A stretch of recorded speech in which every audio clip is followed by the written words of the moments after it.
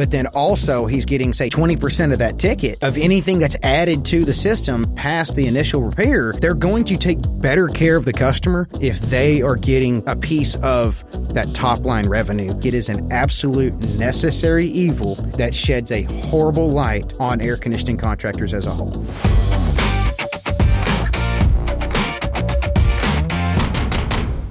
We're back with Garrett, Lynn from Aire Serv. And last time you were here, we kind of did a deep dive on the HVAC industry and all the fun that it is. And, I really want to I should have prefaced this in the first one, but I want to take a moment and say, this is, when we're talking, it isn't about bashing contractors. That's not the goal of what we're trying to do here. No. It's about, it's about really separating skilled tradesmanship from aggressive sales practices. Yes, that's exactly what I was going to say. It's really just trying to make sure that the customer, because it's like, I use cars as an analogy a lot, and it's like there's this, I think I've told you this before. I'm sure I have. Anyways, I say this to everybody is, cars and air conditioners, let me see if I can say this the right way. Cars and air conditioners have two things in common. Everybody has one, but nobody knows anything about. Everybody knows. Well, I'm chopping that up. But anyways, the way we say it is, everybody has a car. Everybody has an air conditioning system. Very, very, very few people know how to not get screwed by an air conditioning guy. But everybody knows enough to not get completely screwed by a mechanic. Mm-hmm. And the biggest thing is just really explaining that, and uncovering that for people, and is explaining that, sometimes it does make sense to replace your AC, but sometimes it does make sense to make the repair. And it's, just making sure that people really, really understand how to not get screwed. Yeah.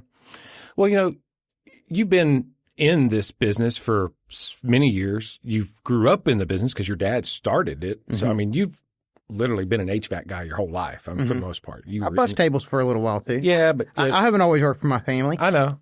But you were in it, and what? Why do you feel like you're like when we're having these discussions? Do you feel like you're, slapping the mouth that's feeding you a little bit? Yeah. And so, why do you do it? It's a good question. So I'm not afraid. But the one of the biggest things is because we live in Tyler, obviously. We live Tyler, Flint, White House, Lindale, Bullard area. The people that we're in the homes with, the people that we sell to, the customers that we deal with is, you're going to see them again. It's a really, really high chance of seeing them again. And it's just being honest in everything in the very beginning and being upfront and laying all the options out and letting the customer choose the repair versus the replacement. It doesn't bother me. I'm not afraid to tell someone, hey, this is where we make the absolute most amount of money. If I repair your air conditioning system, it barely covers the price to have the technician there most of the time. Mm-hmm. Okay. But I'm not afraid to just explain everything to the customer and show them the inner workings of the business. I guess also because I care what people think about me, but I don't know a really good way to say that is I'm not going to sit here and tell you that I don't care what people think about me. Because I do, but it's not what the competitors think about me. It's what the customers think about me. It's what the general public thinks about me. Mm-hmm. I sit on, I have a very big organization here that I'm a volunteer with, and it's important to just be honest and upfront in the face of everything, because my face is in a lot of places. And so I don't know, man. That's a hard one to answer. I'm going in a few different directions trying to answer that, but I think it goes down to I'm not afraid for people to know how we truly make money. Yeah. Transparency. Yeah. I made a bunch of videos about that this week. Yeah. Or last week. Yeah. A lot of them about transparency. And it's okay that people know where we make our profit. And that way they know their options and they know where I'm making the most amount of money. And I'm okay with that. Yeah. I'm really okay with that. Yeah, that's fair. Is it weird? No. It's just, no. I think, anytime you have someone that's been in an industry and knows it and they start seeing parts of it that they're not happy with, and they're willing to step out on the ledge and call that out. That's, that usually happens after you retire. You write your book, quote unquote, your book. Yeah. But, you're a few years from retirement. So you're already, I think so. You're already starting to write this book. And hey, listen, did I tell you that I'm writing a book? No, but I figured it would be. Okay. Why not? I mean, everybody has a book to write. Everybody's got a book. But, being able to, be that customer's advocate is something that I think has really just kind of gone by the wayside recently, as of the last few years. I agree. Yeah. Well, so, really it kind of rolls into one of my first questions. And we talked about this in depth last time, but I really want to go back to it, rephrase the question a little bit. When did HVAC, and again, I want to rephrase, anytime we use the term HVAC, it's the air conditioner in your house. The hot and cold box. The hot and cold box. The thing that makes it comfortable in there. Yep, that's right. That's HVAC. So when did the HVAC industry stop being a trade and start to be a sales job? Man, I don't think I could tell you exactly when it happened, but it slowly became that. I think a lot of it came from when third generation started taking over the businesses. And because there's a lot of companies, let's use Tyler, for example, because I'm familiar with a lot of the folks here, whether it be plumbers, electricians, roofers, AC guys, whatever it is. Well, and there's, and banks. There's a lot of banks. People don't know this, but a lot of banks are handed down generation to generation to generation as well with a board of directors. I'm learning that through a really good buddy of mine that's in banking. That's actually starting a new bank right now. It's already open now. And it's when the customer base has already been built.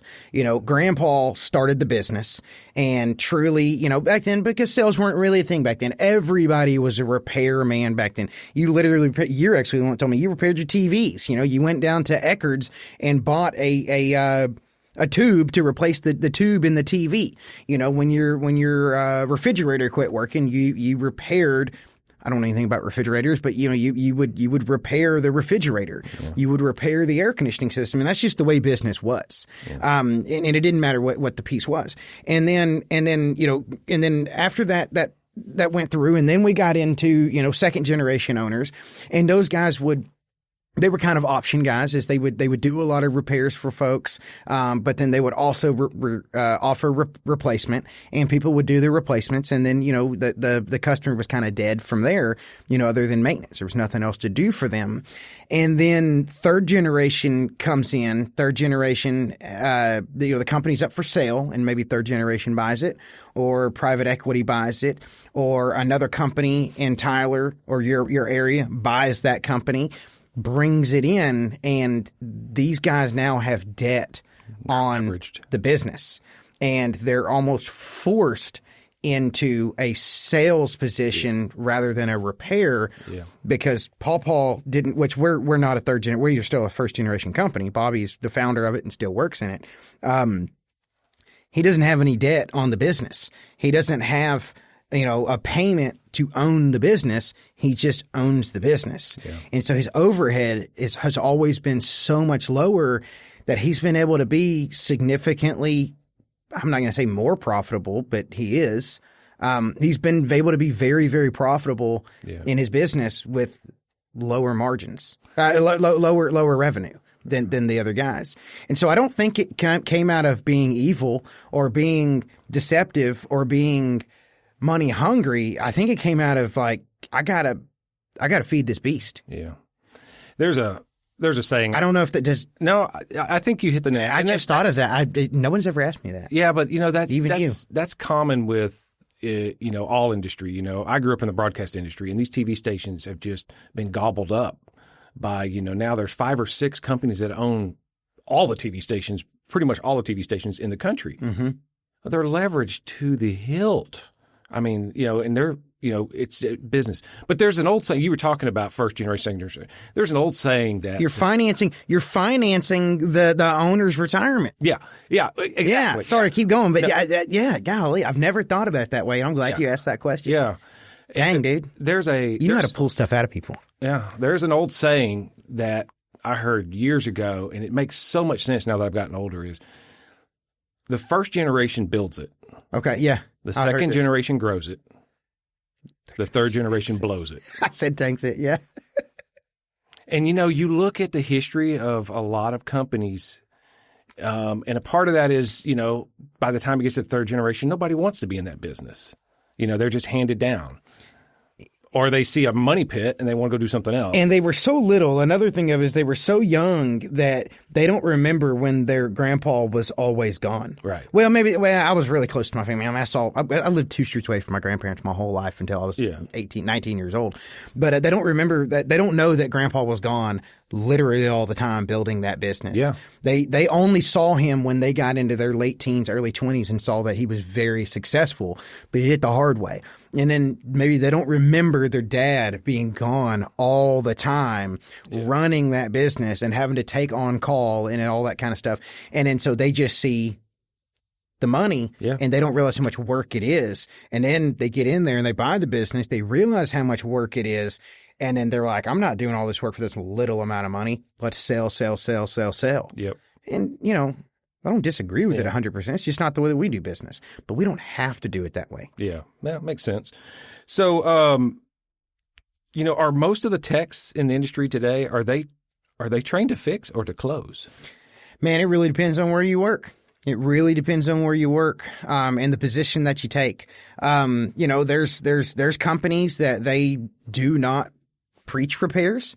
They truly believe in repair because they believe that that's what's best for the customer. They have it in their mind, and I'm not going to totally disagree with it, that it makes no sense to repair a 20-plus-year-old air conditioning system with dated refrigerant in it. Doesn't matter what refrigerant it is now. There's so many different ones that it just makes sense to replace it. And if that's the way that you were trained from day one, you don't know any better. But then there's guys out there that work for a company that truly preaches repair. We want to repair this system several times for the customer. We want to give them the option to repair, so that when it does come time for the choice where they don't have an option, that they have to replace the system because refrigerant leaks or whatever it be, then it's guaranteed to get the sale. Mm-hmm. Never does is guaranteed, but the chances are outrageously higher. Yeah. And so that's just a different business model. But I would say for the most part, new technicians that come into the field are trained to sell, not trained to repair. So should the technician be, financially rewarded for recommending a replacement over a repair?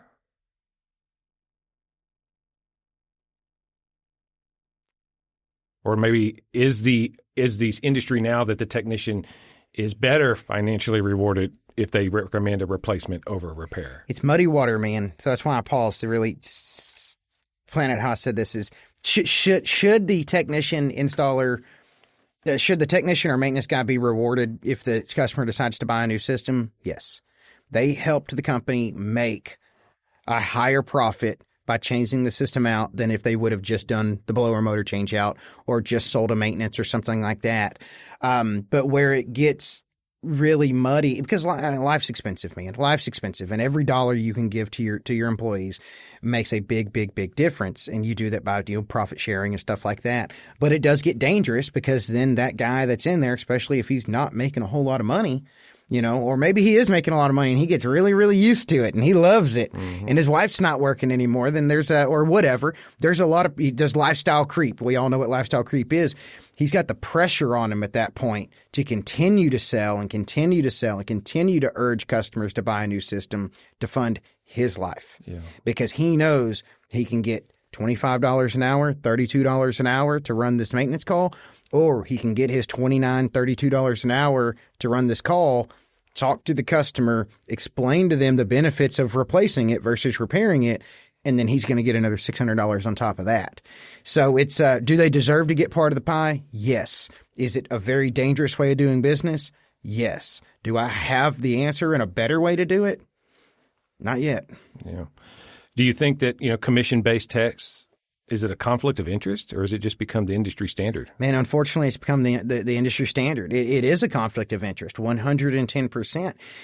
Anyone that is commission-based sales, they're pushing for the sale,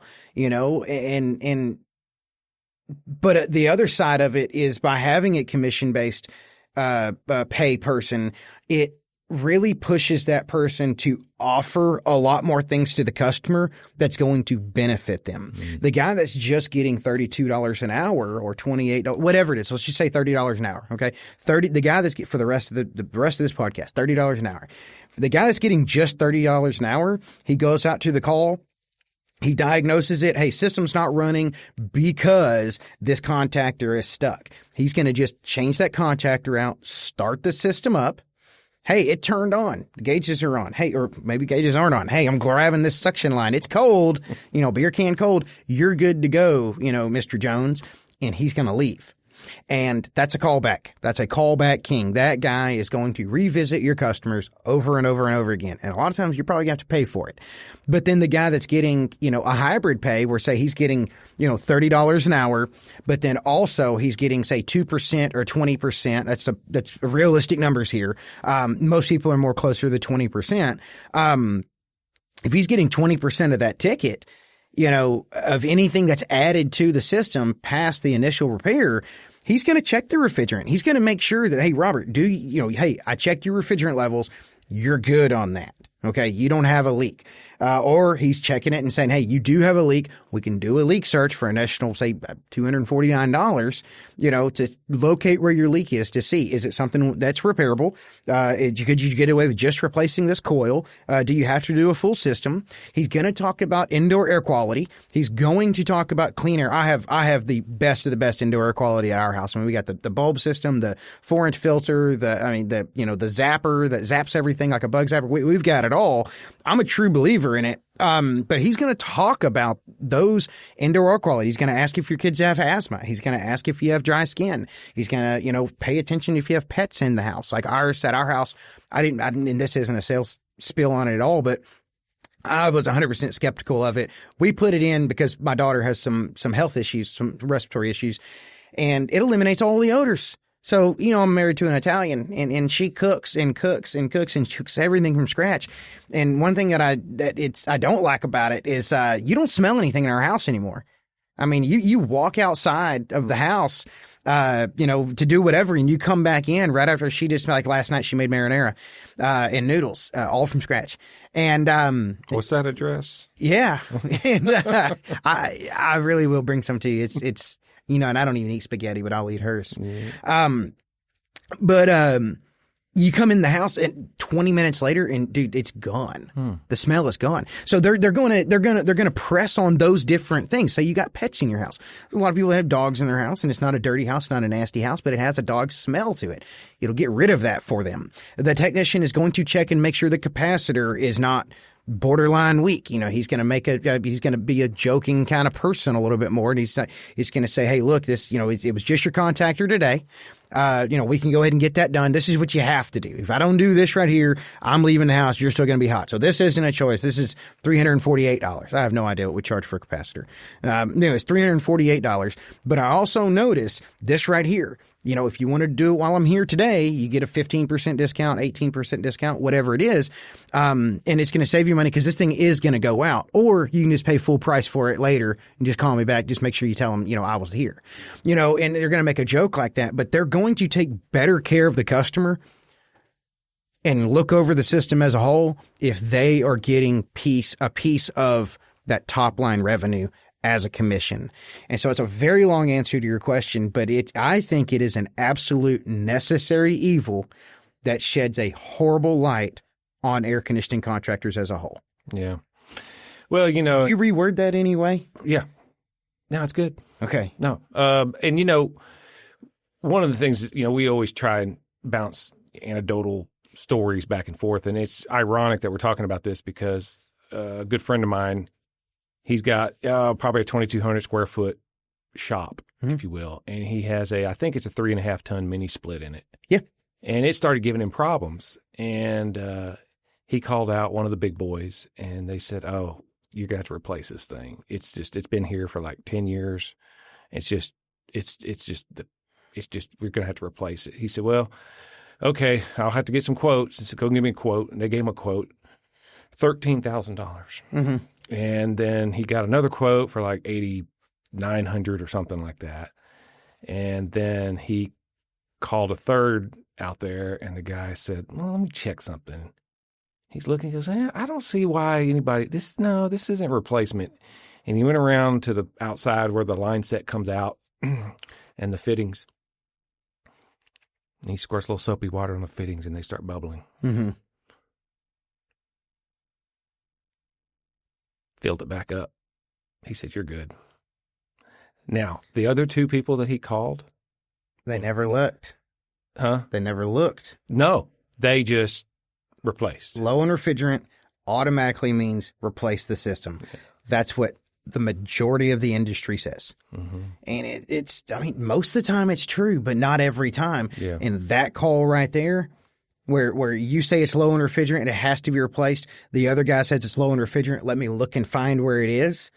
The guy that says, let me look and find where it is, 9 times out of 10 gets the sale, even if it can be repaired. Yeah.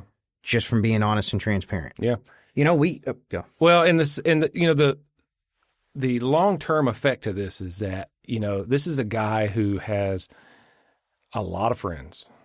Yeah. A lot of friends. Yes.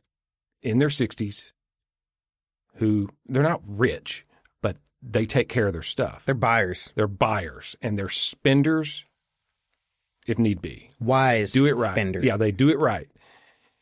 So the two companies that replace, I can promise you that recommendation to replace costs them not just the replacement. It's going to cost them opportunity cost hugely. I would say probably over the course of 10 years, $100,000, because people are going, we're all together. Dude, we're in the heating and air conditioning business. $10,000 is like a week of work. Yeah. I know what you're saying. Yeah, no. But I mean, all it takes is, you're gathering. Yeah. Someone says, I need to get an air conditioner guy, and he's going to say, well, let me tell you who not to call. That's right. I just made a post about that the other day. It's no secret that I'm very, very active on social media with your help. You do a lot of that for us, and we trickle a lot of it in, and I do a lot on my personal page as well. And that's one of the biggest things. And it's not, everyone knows this, but like you said, is we can do a ton of things great for 20 years.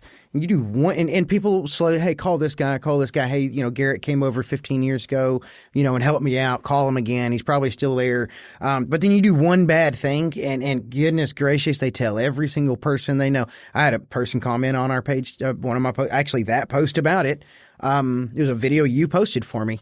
And then I got a post on my personal page, or maybe it was the Aire Serv page, I don't know, saying, we don't use y'all anymore because of this, and this. And I said, well, let me look into that.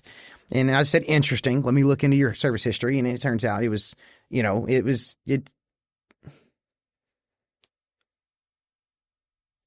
a lot of failures on a piece of equipment, and a lot of times failures on equipment over the course of 8, 9, 10, 12 years, people will determine that the air conditioning company is bad, not that the equipment is bad. I want to do something for them to make it better, obviously. I know them personally. One thing that I really, really encourage is I use those stories to make a lot more money and say, look, this right here is what happened at this customer's house. I would never use their name. And I say, but we offer this extended warranty, which they didn't buy. We offer it to almost everyone. I mean, sometimes I don't, and we make mistakes. But buying that extended warranty that covers labor, refrigerant, your parts are already covered, but it covers the labor and the refrigerant. So for refrigerant, apparently I say that word wrong, and people on the comments like to tell me that too. But it's like that river in Central Texas, the Pedernales, not the Pedronales. Anyway, it's one of those words you just always say it wrong. I guess I've never heard of it. Yeah. But anyway, and so I use those to really fuel a lot of sales and explain to people is, it's you're going to have 10 years parts warranty out of this equipment. Well, it depends on what it is. Most type of stuff you install now, it's 10 year parts warranty, and it's parts only. A compressor failure or a refrigerant leak in your coil, failure could end up costing you, dude, like $3,800. And that's a cheap warranty repair, and so you buy this extended warranty, and I think we sell them for $2,800. That's another thing. I'll tell our prices online as well. I'm not scared of them. I think they are what they are. They are what they are. If you want to know it, you call me and act like a customer and just never buy from me. It's not a secret. Yeah. No. And transparency. So many people don't want to give pricing over the phone and all that kind of stuff. I'm not going to go off on a tangent here, or even unless you want me to. But anyway. If I could stop you. Yeah. And so anyways, but I'll just get back to it. Use those to fuel it. Use them as examples. Use them to make myself better. Use them to sharpen my pencil. And make it right for the customer if I can, if they're willing to talk to me again, but really pushing those warranties, because that's what it ended up resulting to. It wasn't anything that we did. It wasn't anything the manufacturer did. There was just a lot of problems out of that piece of equipment. And if they had bought the warranty, they would have been so happy with us. Yeah. Yeah. But that's, it's like, hey, spend $2,800 and I promise I'll take care of you. That sounds really crappy too. Well, and hey, yeah, I get it. But, we live in a very flat world, if I can use that term. And, bad news travels around the world before good news even gets up in the morning. Mm-hmm. I mean, it just happens so fast. So, to my point where my friend with that mini split. Was that here? Yeah. Oh, okay. And I didn't know he was doing this after he did it. He told me about it. And, but it's good to know there's somebody else out there that's actually still doing repairs, man. Yeah. I don't know. I have no idea who they call out, obviously, but it makes me feel good because it's, yeah. Yeah. Let's talk about diagnostic or guesswork. Okay. All right. So are techs always required to prove a failure to the homeowner?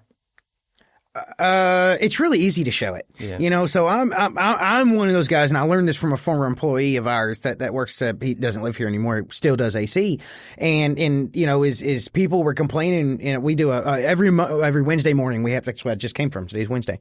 We have a meeting for anywhere from sometimes it's 40 minutes. Most times it's close to 2 hours. And we just dive into all the problems that we're having right now. I say, hey, Robert, what's your problem? Jim, what's your problem? Chris, what's your problem? This is what I'm seeing. This is the changes we're making, whatever. And one of the guys was like, man, he's like, my issue is I cannot stand when customers come and stand over my shoulder. These guys are following me everywhere. And the former employee, we'll call him, let's call him Robert.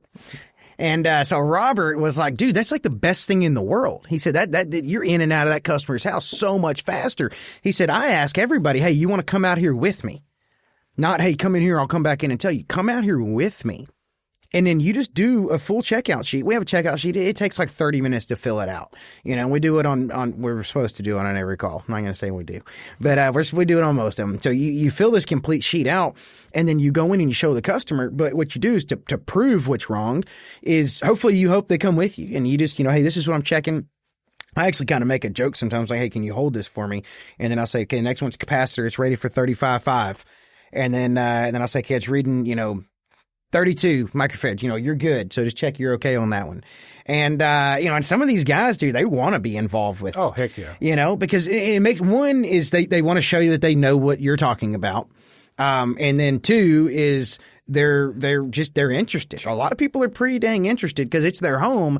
And a lot of men are like, okay, I'm going to watch what this guy's doing. So next time it happens, I don't have to call him again. Right. Which is great. Yeah. Hey, just call me when you need a new one. Until he gets a hold of that capacitor before he discharges it. Yeah, that too. But He'll be calling. Yeah.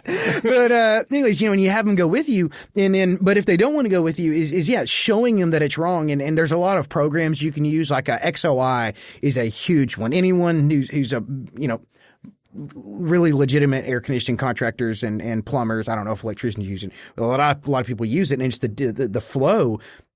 And you video it. And do you have to prove everything to the customer? No. But dude, you just show them. Yeah. And it just makes sense. And so, but you have them come out there and you show this is what it's supposed to read. Now I'm about to tell you, we're about to put our meter on and you're going to see it with me. See that reads 0? That's why your fan's not on. So let me explain to you this. I'm going to go ahead and put this on. This is how much it's going to cost. You need to go ahead and, initial with that. And then we'll see what else is wrong with the system, because this probably isn't it.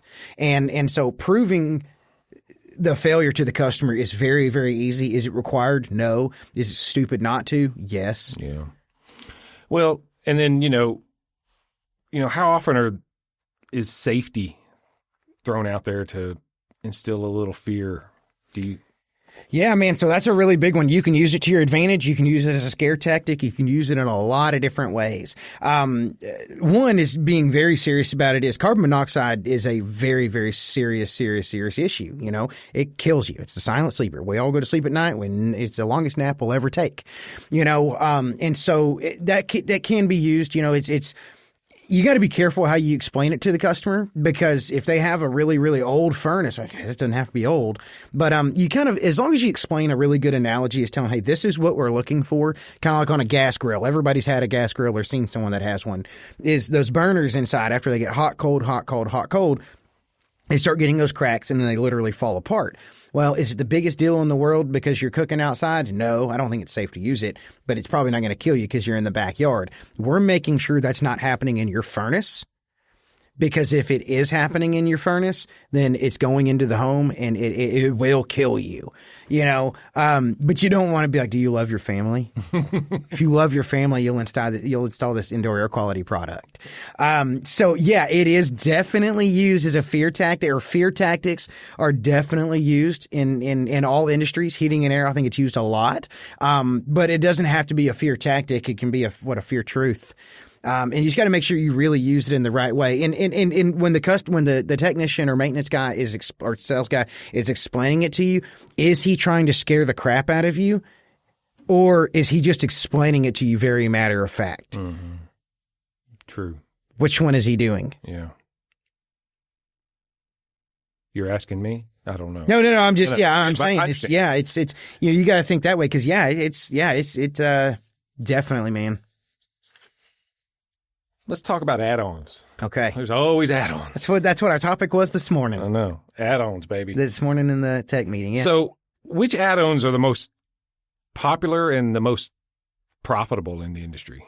Okay, so most profitable, we'll answer that one. The most profitable the most profitable add-on is going to be indoor air quality, but it also has expand on that a little bit. Like, what is it? Indoor air quality. So you install like UV lights, UVC lights, ozone, 4-inch filters, electronic filters. It's all these different products.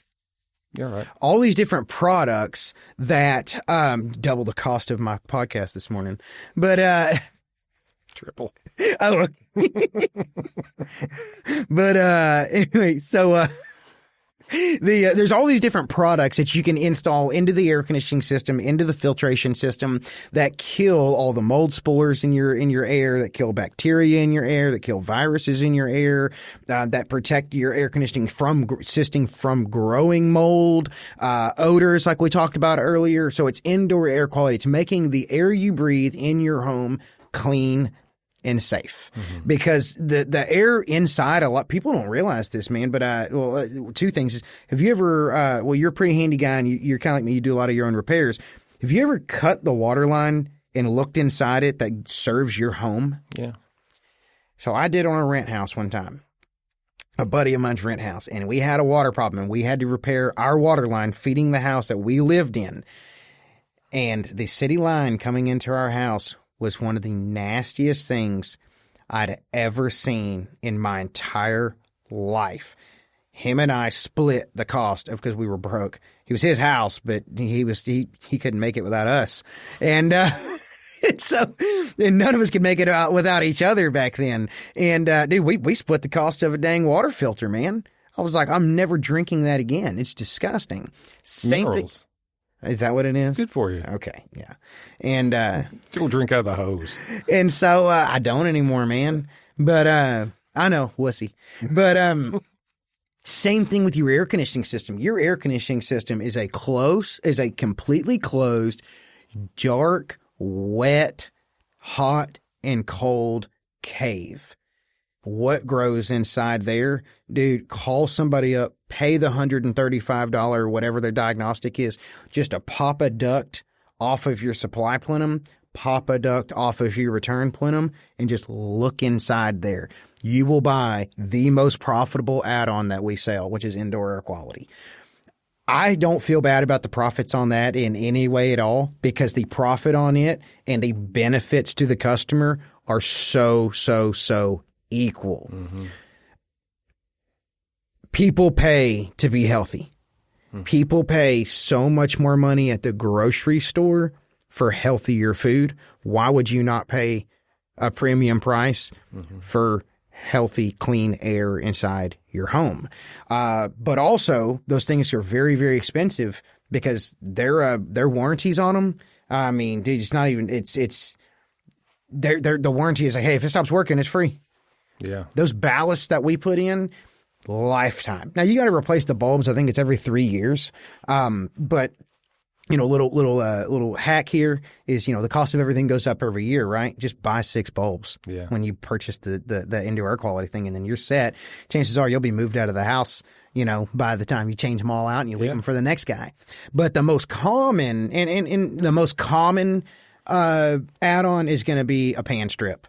So it's just a little strip. You take the front of the evaporator coil off. You put a pan strip in there. It's I don't even know what they look like. It's a dude. Like what to compare it to is what I'm saying. So what it does is so it cleans the drain line as the system runs. It's just like having a little steady drip of Drano into your 3/4 inch condensate line, and they last 6 months. I think they cost like $80. So it's kind of like one of those things my mom used to hang on the commode that would, when the water would flush, it would turn the water blue and kind of keep the bowl clean. That's exactly what it is. And eventually the strip. So it's basically just filled with bleach or something like that. So, it's not bleach, but yeah, it's a chemical or something that. Yeah, they don't smell or anything. Yeah. I mean, you don't have to use gloves or anything like that. But yeah, basically, it's like an IV Drano, man. And those things are like $80, I think, to install. We throw them in there, and then our maintenance. I think there's very few maintenance customers we have that don't have a that would be handy. You know, I didn't know that. Pan strip on. I didn't know that because now there's tablet. Now let me tell you this real quick too, Robert, because I know you're probably going to go buy one on the internet. Don't buy the tablets. Buy the strip, because the tablets, they drop down into the drain line. Yeah. And I used to put them in. I think they're like $40 for like a little. It looks like something you get from GNC. Yeah. You know. Yeah. And anyways, you drop them in there, and then they'd have like 300 of them, and I'd drop them everywhere that I went, but. Somebody had told me that sometimes they'll get stuck and they don't dissolve as fast, and then you'll cause a leak and an overflow. And so that's why we switched over to strips only. Yeah, they're great. See, that's an interesting add-on, if you will call it that. And we pay the guys 20% of that. Yeah, if they sell it, and you get 20% of the ticket. Yeah, you know, to really encourage the customers to buy it, man. Yeah, and that could save a homeowner a tremendous amount of money. I mean. They're ceiling and floor savers is what they are. Well, yeah, because that happened to me. I'm usually really good about just maintenance. Every couple of months, I'll go in there with my little spray bottle and, spray a couple squirts down the drain tube. Mm-hmm. And mine's in the closet in the hallway. Makes it so much easier to go and do it. Yeah. And but the pipe runs down, and then it joins into the main plumbing. Sewer. Yeah, the main sewer.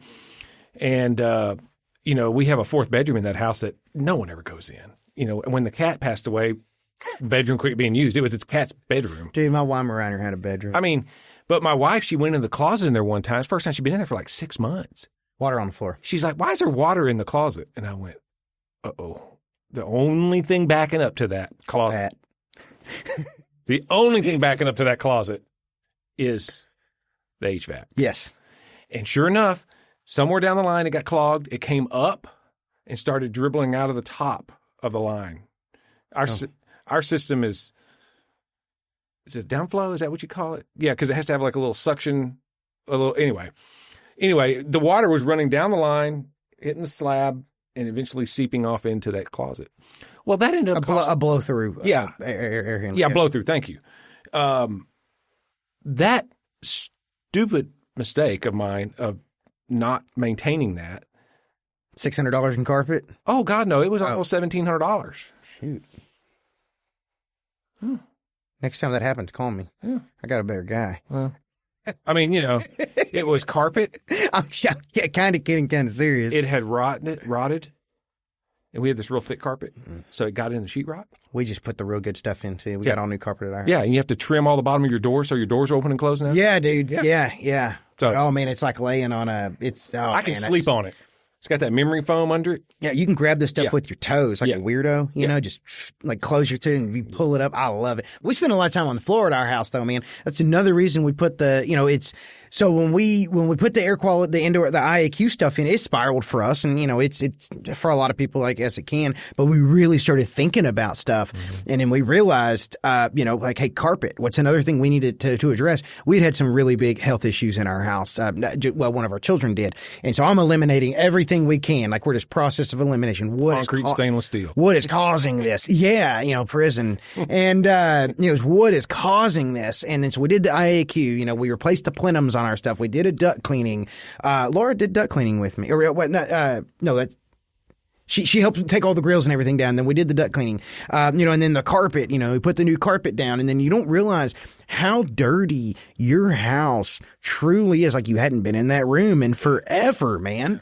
And then we just started realizing like our house is just is not as, you know, as clean as we think it is. Yeah. Surface level clean, yeah. But the indoor air quality, I keep going back to that. It's just, well, so it's crazy. Let's talk about duct cleaning because you hear about that a lot. Oh yeah, how often should someone clean their ducts? Man, there's no rule on that. You know, I'm a big duct cleaning guy. I've changed my opinion on this several times, but you know, the way that we look at it now is we check your blower first. So we come out to the house, we're on a maintenance, or you call us for a duct cleaning call. We come out there to assess the system and everything. And we look at your blower assembly first. You know, to answer your question, there is no rule. Okay. It's not like every 7 years or, you know, every Christmas, whatever is, you know, is your blower housing clean? The squirrel cage in there, just the blower that pulls in air. Is it completely caked with dust and dirt and all that stuff?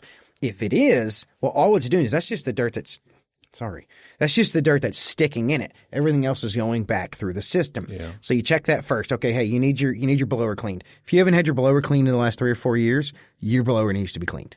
That's a guarantee. Mm-hmm. Okay. Not a guarantee, but most of the time.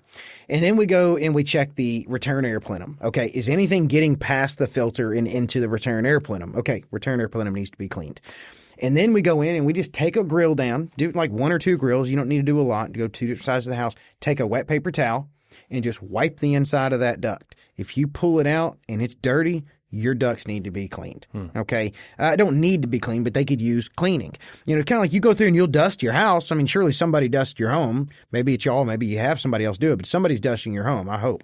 And, you know, it's the same thing as your ductwork is it's just surface level dust. You know, some people will say, it's so funny, you know, hey, this room stays so much hotter in the summertime. We need to get our ducts cleaned. Guys, you are not getting 8 inches of buildup the size of a volleyball in your ductwork. Okay. Yeah. That's not the problem. You got another issue there. But it's, you know, it needs to be done. It's just like dust in your house. You know, there's no rule on it. Some houses in our house, since we put the air purifiers and all that stuff in there and the upgraded filtration, Laura says we don't have to dust as much anymore. But it's duct cleaning is just like cleaning your home. It needs to be done. It at least needs to be looked at. Just like part of you, if you want to replace like your carpet when you did you see what was underneath your carpet? Yeah. Okay, I'll probably get new carpet every 4 or 5 years and moving forward the rest of my life. Yeah. That was the nastiest thing I'd ever seen in my life. Yeah. In my home. Yeah. No. It was gross, man. Yeah. Carpet takes everything. So cool. Yeah. Okay, so let's talk about builder grade stuff. Oh, that's a good one. Yeah. Builder grade. So let's focus on Texas. Yeah. Okay. So how many new Texas homes are improperly designed? Hang on a second. And are the builders held accountable for those improperly designed HVAC? Speaking HVAC, I'm not talking about the yeah. Just the AC. Yeah. And why do so many new homes seem to struggle with comfort? So I heard you. You can say it again, but yeah. Yeah. How many new homes in Texas do you feel like are just poorly designed. Man, improperly designed. loaded question. So first off, who's responsible for it? It should be the builder. It's the AC guy all day long. So what happens most of the time is the builder does not. Now, I'm very lucky. I'll do a plug here. I don't care. And he wouldn't care that I said it. We do a tremendous amount of homes for Butch Hall at International Homes and Properties. That guy right there. I work for very few builders. He's the number one that I work for. He's a personal friend of mine.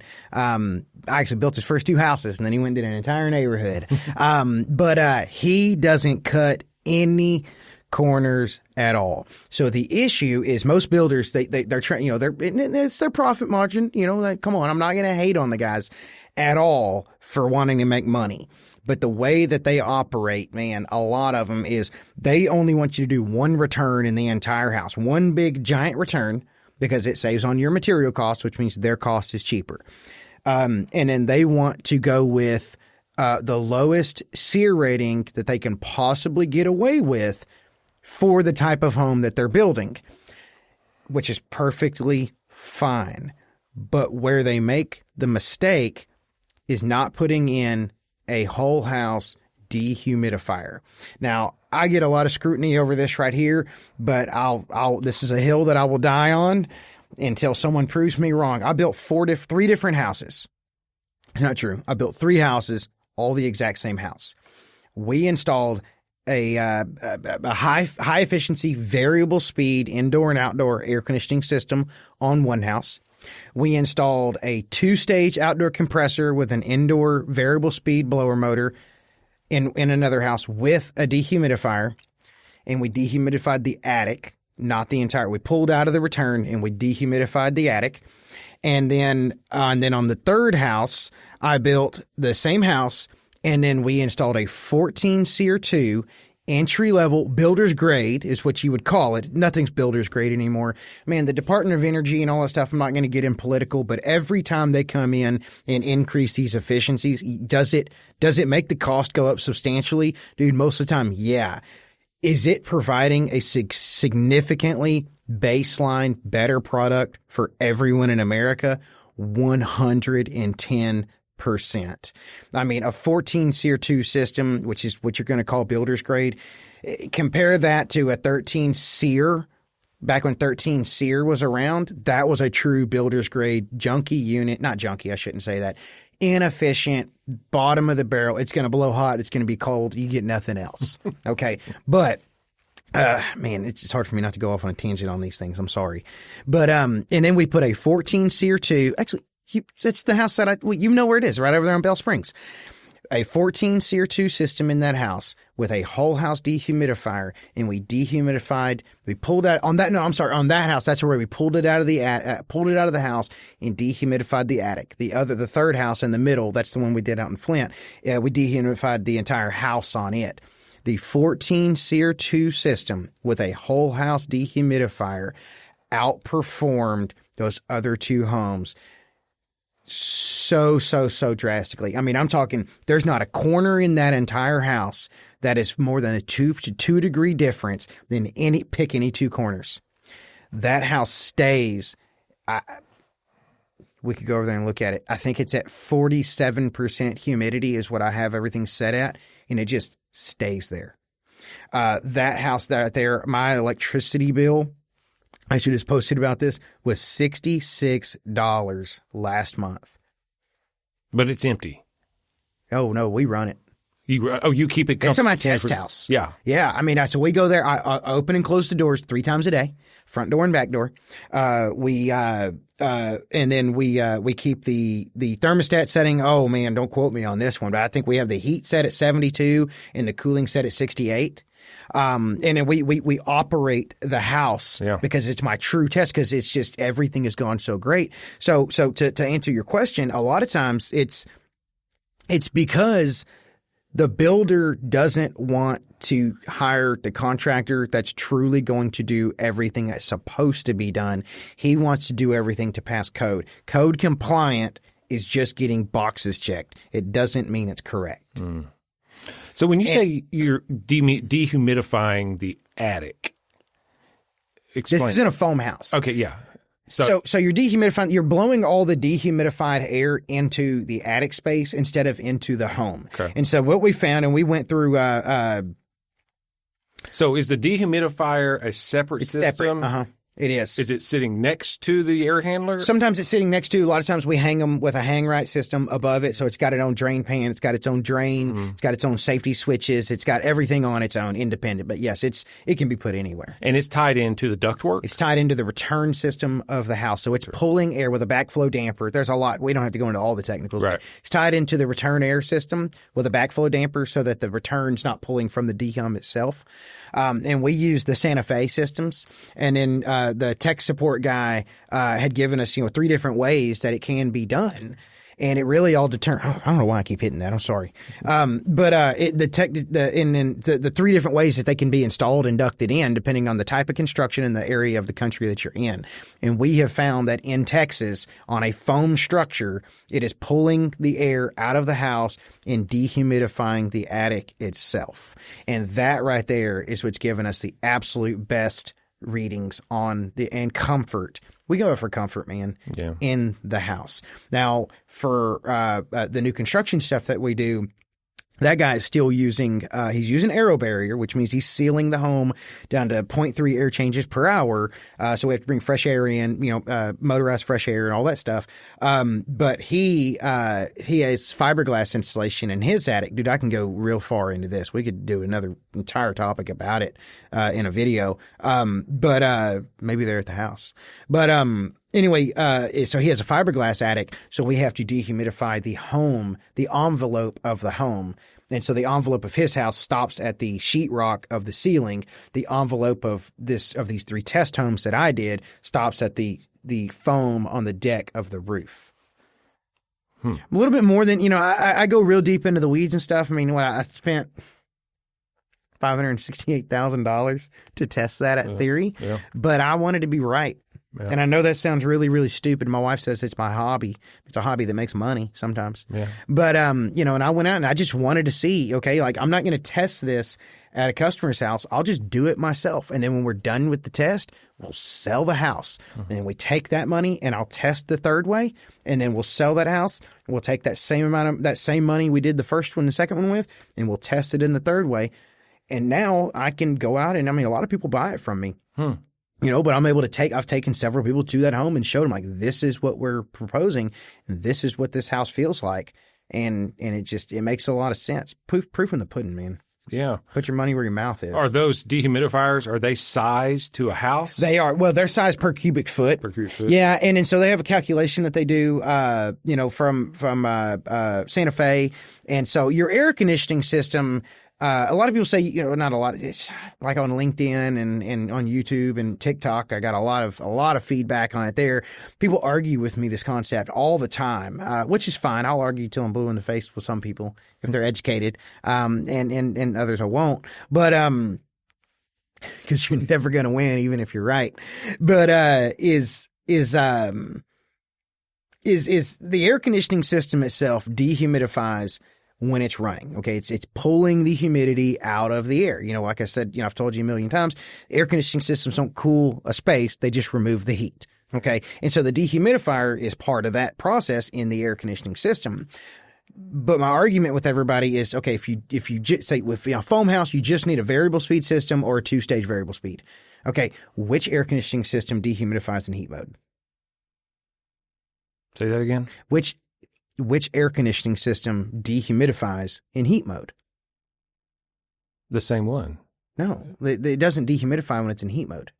Oh, I'm sorry. I was thinking. I'm sorry. I was thinking heat. Cut that part out. Where it's running backwards. Yeah.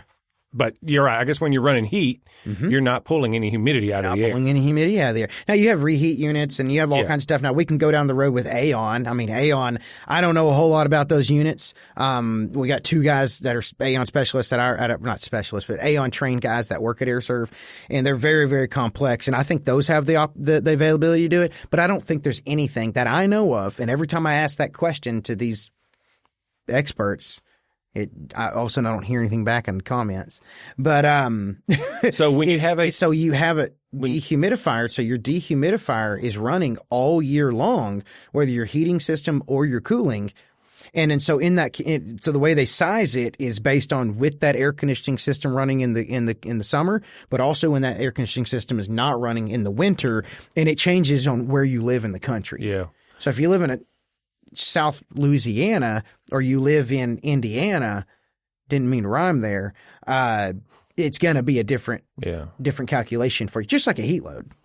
But does a dehumidifier help to humidify the air in the wintertime? You have to get a humidifier for that. And that's another box. That's another box. Okay. With water lines and all that stuff ran to them. We've got that at the farm. Okay. Yeah. And that's in West Texas. Yeah. Okay. It is very dry out there. Yeah. And so we've put a few in for people over the years. I think I've been a part of like 4. Yeah. And that's for people that have dry skin or they have other health issues, and they'll put those in. Or it's the type of construction of the home, and it's the different stuff they have in it. It's very furniture and all that needs to be kept. Wine. A lot of people that drink a lot of wine. Yeah, we don't have a wine cellar. They will have. I take you as a person that would have a wine cellar, but there was some beer in it.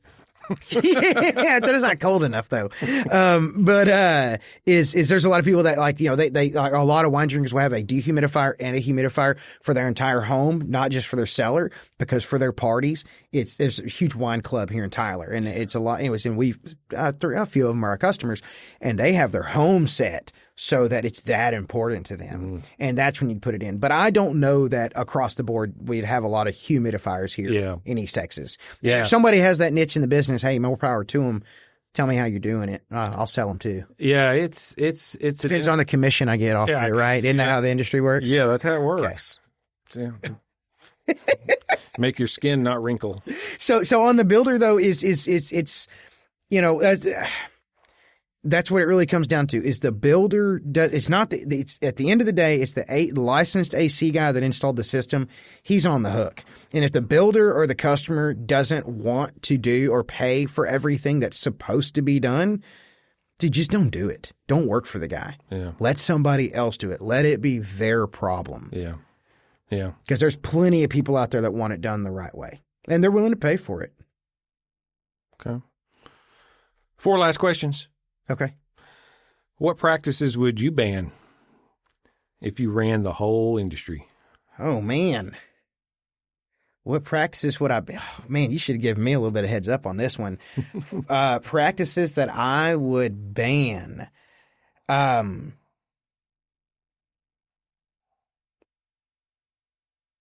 got to come up with something.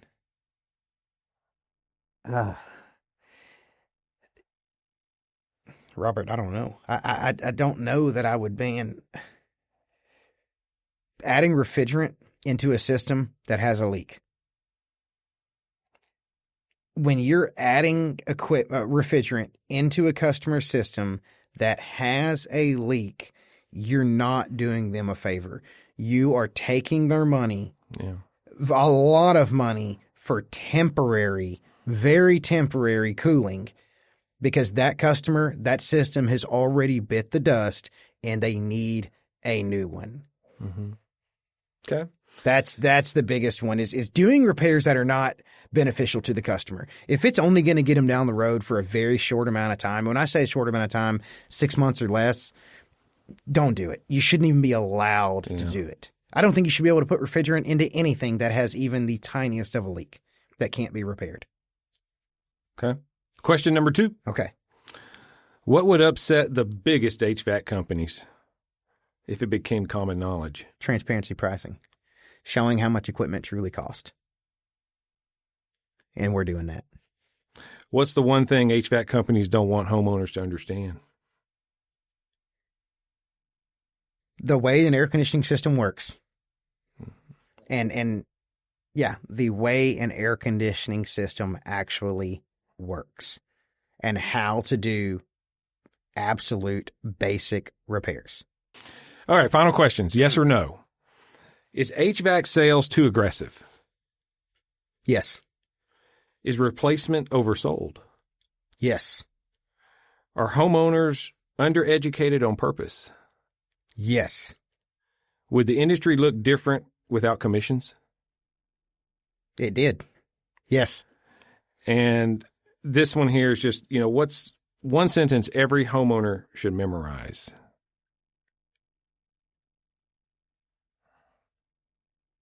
are the parts available? All right. Well, good. Well, thanks, man. Okay. That was good stuff. Was it? Oh man, yeah. I always enjoy these conversations talking about it. And like I said, I just appreciate that you're out there. You're just laying it out, and you're not an idiot in the industry. You've been in it long enough and you know it. It's good stuff.